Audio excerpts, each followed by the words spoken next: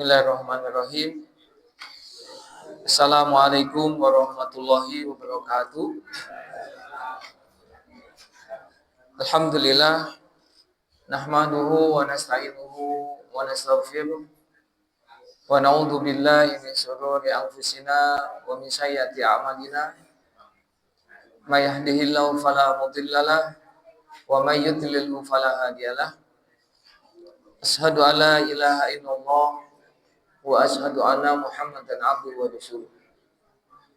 Allahumma sholli ala sayyidina Muhammad abdika wa nabiyyika wa rasulika nabiyil ummi wa ala alihi wa ashabihi wa man tabi'ahu bi ihsanin ila yaumil. Fa ya ibadallah usikum wa nafsi bi taqwallah faqad fazal muttaqun.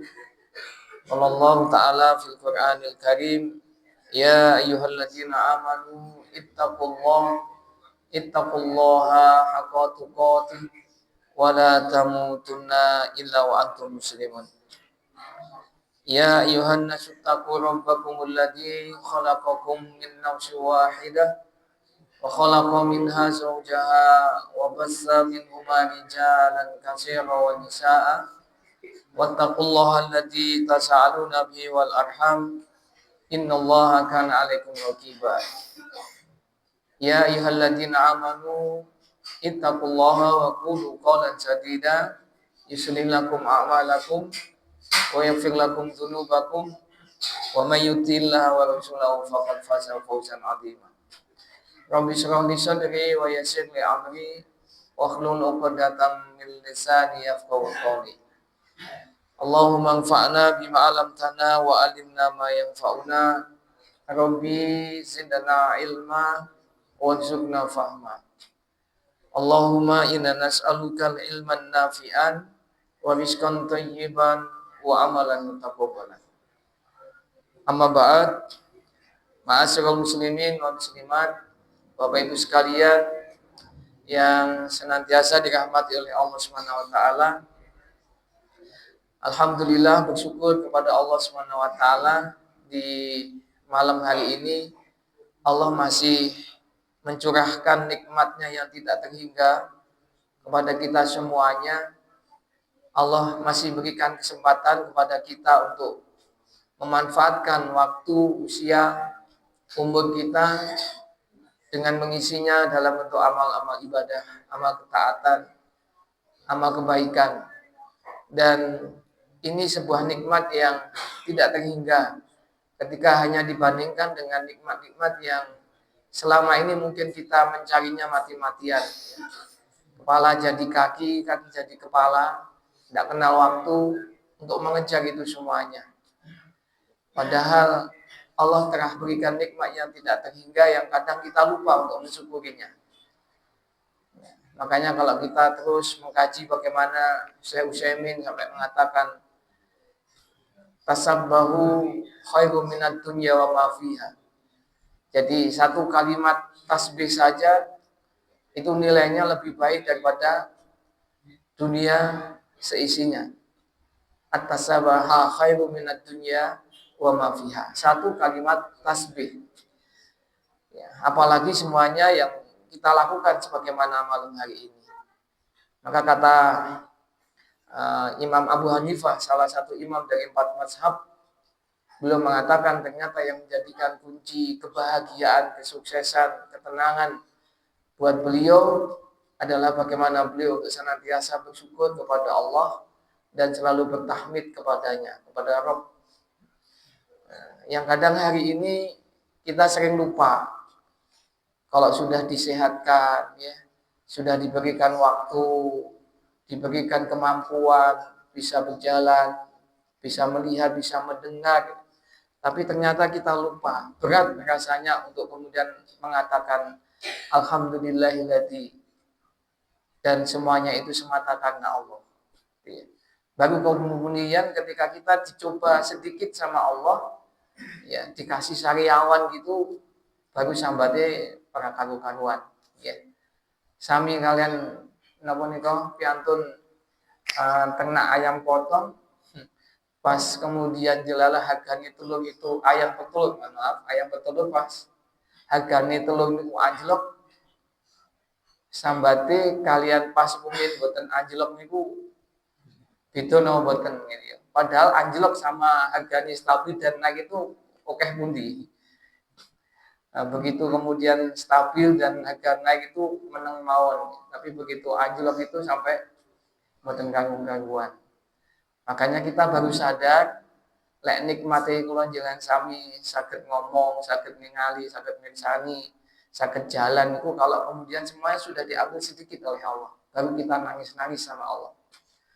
Hanya dulu pernah kita sampaikan dinding-dinding rumah sakit itu ternyata lebih menjadikan diri kita lebih khusyuk untuk berdoa kepada Allah dibandingkan dengan dinding-dinding masjid. Nah, ini kan menandakan bahwasanya ternyata syukur niku abot gitu nggih. Mboten gampil, padahal lek jenengan ditawari pengen syukur napa pengen sabar. Mesti milih syukur. Tapi ternyata kita jarang sekali untuk mengatakan syukur. Padahal Allah sudah mewanti-wanti menjelaskan kepada kita ma yaf'alullahu bi azabikum in syakartum bi azabikum. Jadi Allah tidak akan menurunkan azabnya kepada kita semua. Dengan catatan ketika kita semuanya in syakartum wa amantum. Maka Allahu syakiran aliman. Dengan catatan kita tetap menjaga iman kita dan jangan lupa terus bersyukur. Inilah kunci Imam Abu Hanifah. Ya. Maka Bapak Ibu sekalian, bersyukurlah, itu yang akan menjadikan diri kita bahagia. Bukan karena bahagia baru kemudian kita bersyukur. Yang kedua, tidak lupa sholawat serta salam semoga senantiasa terlimpah curah kepada uswah hasanah kita Rasulullah Muhammad SAW, juga kepada keluarganya dan para sahabatnya yang selalu setia mengikuti beliau, termasuk kita semua mudah-mudahan selalu dikaruniai istiqomah bisa menjalani sisa-sisa usia kita, waktu-waktu kita untuk terus mencontoh ittiba kepada beliau, yang dengan ini insya Allah nanti di yaumul akhir kita bisa mendapatkan syafaatnya. Ibu bapak sekalian rahimani wa rahimakumullah, Allah telah menyatakan bahwasanya dirinya itu wajib. Jadi Allah Zat Rabbul Alamin yang menghidupkan dan mematikan kita sudah mewajibkan dirinya untuk menjadikan kita yang dihidupkan dan dimatikan itu harus dalam keadaan mudah, tidak sulit, tidak sedih. Satu ini yang kita paham. Ini sudah Bapak Ibu sekalian sudah familiar sekali bahwasanya aku Allah menghendaki hambaku dalam keadaan mudah dan aku Allah tidak menghendaki hambaku dalam keadaan sulit. Yuridullahu bikumul yusra wa la yuridu bikumul usra. Ayat ini sudah sangat melontok dengan kita. Maka ibu bapak sekalian, kita semuanya ini aturannya ribet nomor boten terkait dengan syariat. Aturannya banyak nomor boten. Ketika kita ke WC diatur, ketika kita mau tidur diatur, ketika kita macam-macam itu diatur. Jenengan nek diatur kados mekaten menika merasa napa nggih? Merasa abot napa merasa gampil? Panjenengan misalkan kemawon Pak Iqbal dipamiti putrane badhe tindak teng Surabaya napa teng Madiun lah gitu, mboten ado-ado. Biasane pesene Pak Iqbal napa Bu Iqbal niku siji apa loro apa 10 apa 15. Pesennya kan mesti ngritil gitu. Nek pesene jenengan ngritil umpami badhe dipamiti putrane badhe tindakan ngoten niku bentuk napa? Bentuk sayang, bentuk kasih. Sama Bapak Ibu sekalian.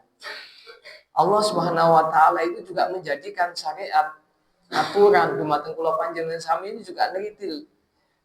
Dan itulah bentuk ternyata kasih sayangnya Allah kepada kita. Dan itu Allah menghendaki karena Allah sendiri sudah mewajibkan dirinya tadi untuk supaya kita semuanya dalam keadaan mudah, tidak sulit.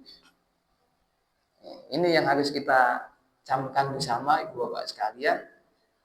Karena Allah sudah mewajibkan dirinya, maka Allah tidak ridho kalau hambanya itu dalam keadaan sulit. Ya. Termasuk biasanya malah aturan sing paling jelimet itu malah aturane kepada ibu-ibu. Ya. Kalau ibu itu aturannya malah saya kata. Ya. Bagaimana ibu-ibu harus setiap bulan kedatangan tamu, itu ada aturannya. Bagaimana darah haid, darah nifas, darah isti'anah dan seterusnya. Kalau bapak-bapak enggak. Dan itu aturan lebih jelimet. Ya, termasuk ketika menikah seorang ummahat, seorang ibu, seorang wanita, itu pun juga sudah bukti bentuk saat itu bagian ketika hisabnya atas seorang wanita yang sudah memasuki pintu pernikahan itu berubah. Dan itu ternyata bentuk aturan-aturan tadi. Dan ternyata di dalam salah satu hadisnya, hadis riwayat Muslim, Rasulullah pernah menyampaikan bahwasanya seorang wanita ya, di dalam penggalannya disebutkan bahwasanya udkhul jannata min ayyib atwaba min sikti. Jadi kata Rasulullah, masuklah kamu seorang wanita ke dalam surga dari pintu manapun engkau pilih, min sikti. Pintu surga ada berapa? Ya. Ada berapa? Ada A7, B6, C5. Ada berapa Iqbal? Min sikti. Ada 8 gitu ya. Ada pintu sholat, pintu puasa, pintu sedekah, pintu jihad, pintu tobat, pintu ridho, pintu al-aiman, pintu memaafkan. 8 pintu ini kata Rasulullah, udkhul jannata min siti abwaba. Masuklah engkau seorang wanita dari pintu manapun engkau pengen pilih. Dengan catatan 4 hal. Ya, 1 sholat wajib selesai. Yang kedua puasanya selesai. Yang ketiga hijabnya terjaga. Dan yang keempat taat kepada suami. Mau pilih pintu manapun, monggo. Ketika 4-4-nya itu terlaksana. Dan itu diatur untuk seorang wanita. Tapi bagi laki-laki, Bapak Ibu sekalian. Jadi ketika hari ini ya, seorang ummahat, seorang wanita menggunakan jilbab atau pakaian atau apapun yang dimakan, dan dia sudah bersuami kan, yang dihisap atas jilbab, pakaian, makanan yang seorang ibu makan itu sinten? Yang dihisap sinten? Bu Haryadi hari ini makan sate. Niku sing dihisap sinten? Pak Haryadi. Ya. Makanya seorang wanita ini tadi dimudahkan untuk masuk pintu manapun, pintu surga yang 8 tadi. Padahal mungkin bisa jadi seorang wanita puasanya nggak bagus-bagus amat. Sholatnya juga nggak nemen-nemen bagus gitu ya. Termasuk sedekahnya juga enggak. Al-Aiman apalagi ya, karena tidak masuk 70.000 golongan yang dijamin masuk surga tanpa hisab. Apalagi kemudian memaafkan. Tidak ada tuh 8-8-nya sifat khusus di dalam seorang wanita. Ternyata gara-gara 4 hal tadi kata Rasulullah, namanya itu sudah tercatat di setiap pintu dari 8 pintu itu. Ya, dengan catatan tadi. Ya. Itulah aturan-aturan Allah, bentuk Allah itu memudahkan hambanya kita semuanya untuk mendapatkan kebaikan. Ya, belum lagi kata Rasulullah di dalam hadis riwayat An-Nasa'i. Rasulullah pernah menyampaikan ciri-ciri wanita ahli surga. Nah, ini bukan berarti untuk para wanita ya. tapi nanti juga kepada bapak-bapak, supaya kemudian bapak-bapak ini tadi memahami. Jadi seorang wanita disebut oleh Rasulullah sebagai wanita ahlul surga, itu satu, wanita yang ketika dipandang itu penuh dengan kasih sayang, menyenangkan dan seterusnya. Yang kedua, wanita yang banyak anaknya. Yang ketiga, wanita yang mendatangi suaminya ketika dalam keadaan perang dunia. Maksudnya paham ya? Ketika dalam keadaan itu sedang padu gitu, sedang masalah, tapi seorang wanita mendatangi duluan kepada suaminya dengan meletakkan tangannya di atas tangan suaminya. Hadisnya berbicara seperti itu. Kemudian mengatakan, "Wahai suamiku, aku tidak akan pernah melepaskan tanganku ini dari genggamanmu, dari tanganmu, sampai kemudian engkau ridho kepadaku." Itu wanita ahli surga. Bahasa hadisnya di atas tangannya. Tapi biasanya piantun kakung lagi nesonan sama ibu itu kan tangannya didelik nih, digoleki tangannya orang nih. Makanya bahasanya para ahli tafsir boleh saja menyentuh dadanya suami, menyentuh pundaknya suami, sampai tidak akan pernah dilepaskan, dan mengatakan, suamiku, aku tidak akan pernah melepaskan tanganku sampai panjenengan ridho kepadaku. Itu wanita ahli surga. Ya. Jadi gampil nama boten untuk wanita masuk surga nih.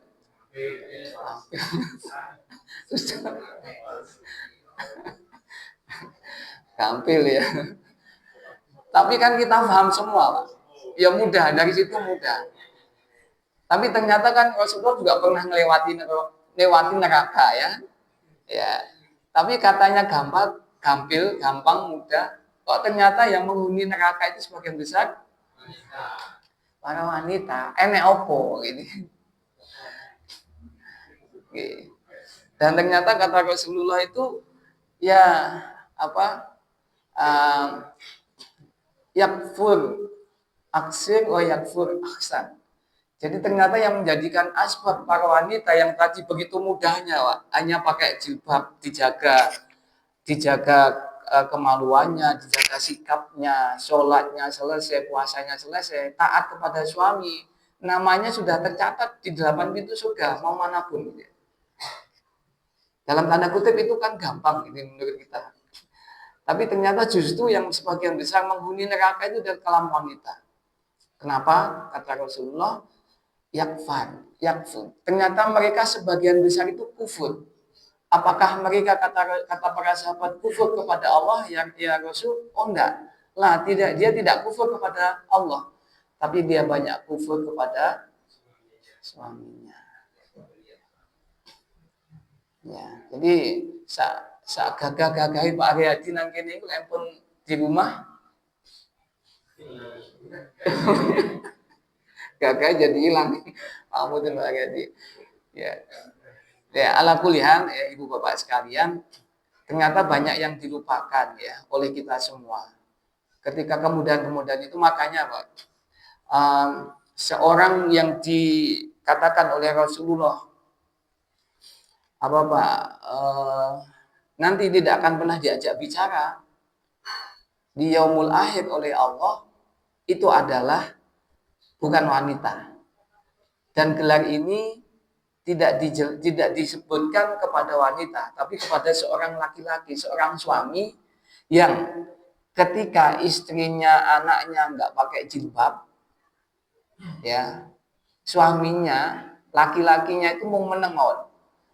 Orang yang kayak gini nanti tidak akan pernah diajak bicara oleh Allah.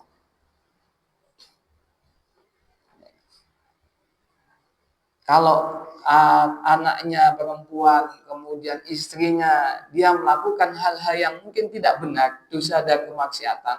Kok suami ini laki-lakinya menengawatnya ini.